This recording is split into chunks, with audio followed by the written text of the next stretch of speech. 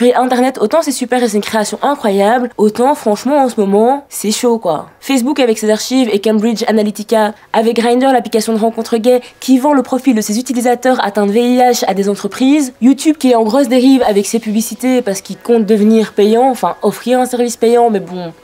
En fait, il n'y a que Spotify qui s'en sort bien avec son entrée en bourse quoi. Valeur estimée 29 milliards d'euros. Chill.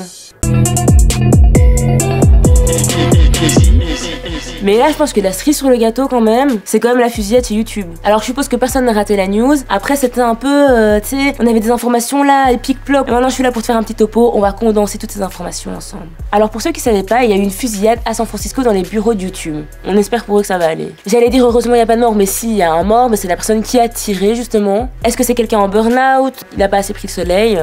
Je sais pas, il a fait grâce à San Francisco. Et puis, s'avère que nous tombe un suspect tout cuit dans la bouche. On retrouve le corps d'une femme qui semblerait s'être tirée elle-même dessus, donc a commis un suicide après la tuerie quoi. Et en fait, encore à totalement vérifier, il paraît que ce serait Nazim Agdam. C'est une youtubeuse de 39 ans, était pas contente envers YouTube en fait, et elle l'a fait savoir. La go se considère comme artiste vegan, bodybuildeuse et activiste pour les droits des animaux. Elle se décrit comme la première à avoir fait un clip vegan. Et en fait, au final, on se rend compte dans son histoire que c'est pas si étonnant que ça, cette fusillade. On comprend un peu le sens et que ce serait un peu personnel. C'était que YouTube n'arrêtait pas de lui bloquer son compte. Elle les accusait de censurer ses vidéos, de changer les algorithmes pour que les gens voient moins ses vidéos aussi et qu'elle ait moins de vues.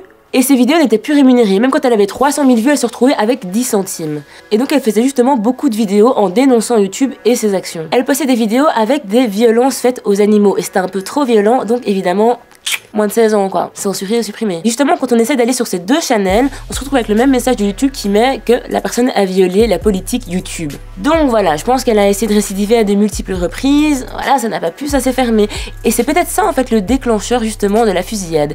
Et des témoins qui étaient sur place au moment où elle arrivait armée ont dit qu'elle avait l'air de chercher quelqu'un précisément, vous voyez. Voilà, pour l'instant, il faut encore confirmer que c'est bien Nazim Agdam. Il semblerait que son père ait confirmé, oui, effectivement, elle a essayé YouTube. Merci pour cette information, on avait cru comprendre. Et je crois que le plus triste et le plus ironique dans toute cette histoire, c'est quand même que le 14 février, il y avait déjà eu une tuerie dans un lycée à Parkland aux États-Unis et que YouTube avait décidé d'un peu améliorer sa censure au niveau des vidéos pro-armes à feu. Et au final, ben, c'est eux qui se retrouvent dans la tuerie suivante, quoi. Rien ne justifie un truc pareil, t'imagines? Norman, on sait qu'il fait des vidéos pourries maintenant, c'est plus drôle, tu vois. Imagine, il va commencer à... Hein? Mauvaise idée. Tu peux pas en arriver à commettre des actes pareils à cause d'une chaîne YouTube.